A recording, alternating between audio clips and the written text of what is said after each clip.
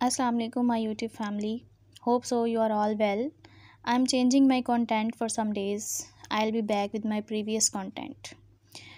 This video is for my students. Today's lecture is about genetics, transposons. Transposons क्या होती हैं? Transposons को jumping jeans भी कहा जाता है या ट्रांसपोजेबल एलिमेंट्स भी कहा जाता है। ये वो जीन्स होती हैं which have ability to migrate from chromosomal DNA to the plasmid DNA. ये क्रोमोसोमल डीएनए से प्लाज्मिड डीएनए की तरफ माइग्रेट करती हैं और ये जो माइग्रेशन है ये प्लाज्मिड डीएनए से क्रोमोसोमल डीएनए की तरफ भी हो सकती है। जंपिंग जीन्स को या ट्रांसपोजोन्स को सबसे पहले डिस्कवर किया था बारबरा मैकलिंटॉक ने। इनको हम आईएस एलिमेंट्स भी कहते हैं या इंसर्शन सीक्वेंस भी कहा जाता है। जो फर्स्ट ट्रांसपोजेबल एलिमेंट्स थे जिनको आईएस एलिमेंट्स कहा जाता है उनका सीक्वेंस ऑब्जर्व किया गया था इन बैक्टीरिया एंड इन कॉर्न। मकई के अंदर जो कॉर्न का कलर होता है वो ऑरेंज होता है और उसके अंदर हमें कुछ पर्पल या ब्लैक कलर के भी नज़र आते हैं दाने, तो वो होते हैं इन ट्रांसपोजेबल जीन्स की वजह से कि ये जीन्स जो हैं वो जंप करती हैं जिसकी वजह से इनका कलर चेंज हो जाता है। ट्रांसपोजोन्स में be copied many times and each copy moved about the host genome separately. यानी कि ये जो ट्रांसपोजोन्स हैं वो जंपिंग जीन्स हम इनको क्यों कह रहे हैं? क्योंकि ये मूव करती हैं from one genomic sequence to another genomic sequence, एक स्ट्रैंड से दूसरे स्ट्रैंड की तरफ या सेम स्ट्रैंड के अंदर एक पोजीशन से दूसरी पोजीशन की तरफ जाएंगी, लाइक कॉपी पेस्ट मैकेनिज़्म। ये कॉपी पेस्ट मैकेनिज़्म को फॉलो करती हैं कि आप एक चीज़ को कॉपी करते हैं एक जगह से और दूसरी जगह जाकर आप उसे पेस्ट कर देते हैं। That is copy paste mechanism. Transposons की टू टाइप्स हैं, सिंपल ट्रांसपोजोन्स हैं and complex transposons. Simple transposons जो हैं वो एक एंजाइम को कोड करती हैं, दैट इज़ ट्रांसपोजेज एंजाइम। उसका काम क्या होता है कि वो और ज़्यादा, यानी कि एंजाइम है तो उसने क्या करना है, कैरी आउट करना है रिएक्शन को। वो रिएक्शन किस लिए करवाया जा रहा है? For making more transposons. और ज़्यादा कॉपीज़ चाहिए हमें ट्रांसपोजोन्स की, हमने उनको बनाने के लिए एंजाइम यूज़ किया है ट्रांसपोजेज। कॉम्प्लेक्स में क्या होगा, दो सिंपल ट्रांसपोजोन्स जो हैं वो एक दूसरे के साथ एक दूसरे के करीब लाई करती हैं। यहाँ देखें ये आपके पास एक शॉर्ट सा सीक्वेंस दिखाया हुआ है सिंपल ट्रांसपोजोन्स का। सिंपल ट्रांसपोजोन्स में ये इनका शॉर्ट इन्वर्टेड रिपीटेड सीक्वेंस है और ये सिंपल जो है ट्रांसपोजेज एंजाइम यहाँ पे जुड़ा हुआ है, ट्रांसपोजेज जीन जुड़ा हुआ है। कॉम्प्लेक्स में देखें आप तो ये हमारे पास है एक सिंपल ट्रांसपोजोन इधर अटैच हुआ हुआ है और एक इधर अटैच हुआ हुआ है और बीच में हमारे पास है एंटीबायोटिक रेजिस्टेंट जीन है। तो यानी कि ये जो सिंपल ट्रांसपोजोन्स होंगी वो डीएनए के सीक्वेंस के अंदर एक दूसरे के करीब ही लाई करती हैं, कि स्ट्रैंड पर लाई करती हैं, लेकिन बीच में उनके कोई ना कोई और जीन आकर अटैच हो जाती है। तो दो सिंपल ट्रांसपोजोन जो हैं वो एक दूसरे के करीब लाई कर रही हैं, एक दे कैन जंप टुगेदर, एक साथ ही वो जंप भी कर सकती हैं, carrying with them any part of the host genome. Host genome का कोई भी पार्ट वो ले सकती हैं that lies between them. Such combinations are called complex transposons. इस कॉम्बिनेशन को हम कहते हैं कॉम्प्लेक्स ट्रांसपोजोन्स। इसके बाद देखें जेनेटिक्स की बुक में कुछ कैरेक्टरिस्टिक्स बताई गई हैं। Number 1 is the transposition. Transposition वो कैरेक्टरिस्टिक है जिसके अंदर बोथ रिकम्बिनेशन प्रोसेस भी होगा, इसके अंदर एप्लीकेशन भी होगा और जो सीक्वेंसेस होंगे ट्रांसपोजेबल एलिमेंट्स के वो कॉपी कर लिए जाएंगे बाय ट्रांसपोजिशन। यानी जो ट्रांसपोजेबल एलिमेंट के सीक्वेंस होंगे उनको कॉपी कर सकते हैं या हम उनको कट पेस्ट भी कर सकते हैं। कट पेस्ट भी तो इसीलिए करवाया जा रहा है ना, कॉपी करने के लिए। अब ये जो है हमारे पास ट्रांसपोजेबल एलिमेंट है ना, ये रेप्लिकॉन नहीं होता। रेप्लिकॉन क्या होता है? जो मैंने आपको रेप्लिकेशन के चैप्टर में पढ़ाया था कि रेप्लिकेशन आप जब प्रोसेस कर रहे होते हैं तो एक रेप्लिकेशन बबल बनता है। वो रेप्लिकेशन बबल आगे जाकर उसके अंदर ही रेप्लिकेशन होगी, जेनेटिक सीक्वेंस जो है वो कॉपी होगा। तो यहाँ पर रेप्लिकेशन बबल नहीं बनेगा, बल्कि ये रेप्लिकेशन बबल ना होने की वजह से ये अपने होस्ट से अपार्ट नहीं जा सकता। यानी कि इसके पास रेप्लिकेशन बबल नहीं बन रहा, रेप्लिकॉन नहीं बन रहा, रेप्लिकेशन तो हो रही है लेकिन ये अपने होस्ट के अंदर रहकर ही, उसके करीब रहकर ही रेप्लिकेशन करवा सकता है, उससे दूर ये नहीं जा सकता। इसके बाद है क्लासिफिकेशन। 3 टाइप्स के ट्रांसपोजोन्स होते हैं, cut and paste transposons, replicative transposons and retrotransposons. Cut and paste में क्या होगा?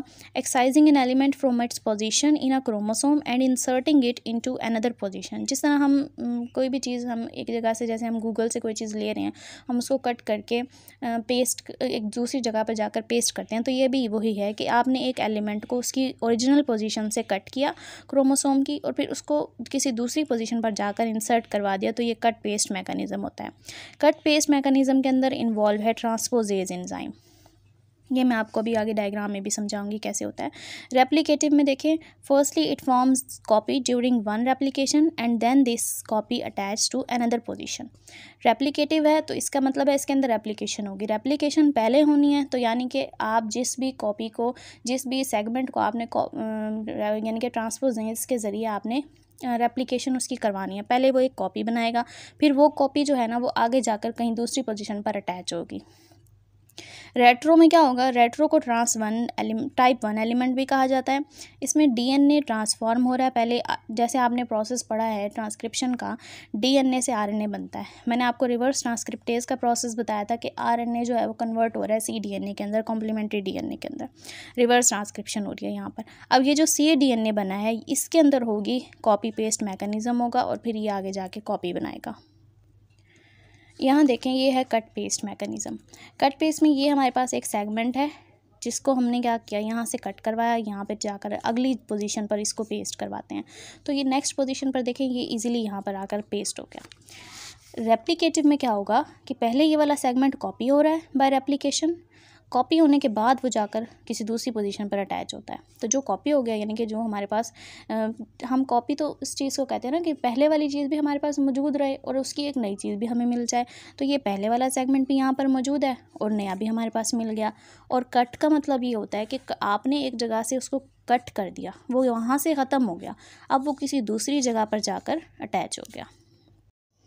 Next is transposable elements in bacteria. Bacteria के अंदर इनकी 3 टाइप्स होती हैं। एक इंसर्शन सीक्वेंस होता है, कंपोजिट ट्रांसपोजोन्स होते हैं and TN3 elements. Insertion sequence जो है इसमें ये सिंपलेस्ट सीक्वेंस होता है, 2500 न्यूक्लियोटाइड बेसिस होती हैं इसके अंदर, contain only genes whose products are involved in promoting और रेगुलेटिंग ट्रांसपोजोन्स।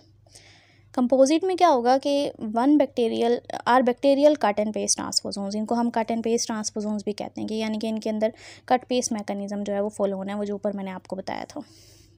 इसको हम डिनोट करते हैं by TN, consist of 2 IS elements surrounding a central block of protein coding genes, mainly genes for antibiotic resistant. ये भी आपको diagram से समझ आ जाएगा। TN3 के अंदर 2 एंजाइम्स इन्वॉल्व हैं, एक ट्रांसपोजेज है और एक रिजॉल्वेज है।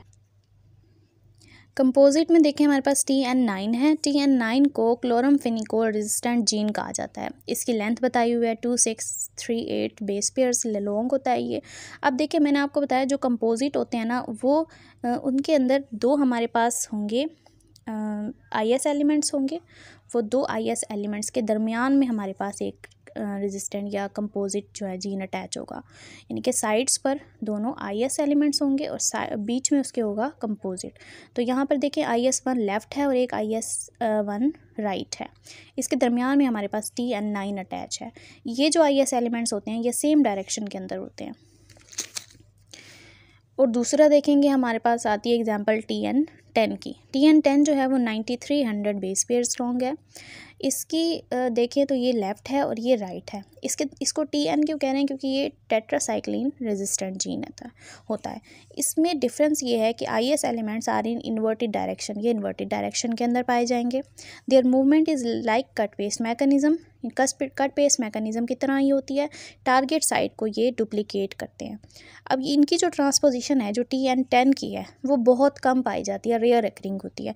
ये आफ्टर रिपीट होती है after 10 cell generations. 10 cell generation के बाद एक जो है वो हमारे पास कंपोजिट की T10 की आएगी हमारे पास ट्रांसपोजिशन।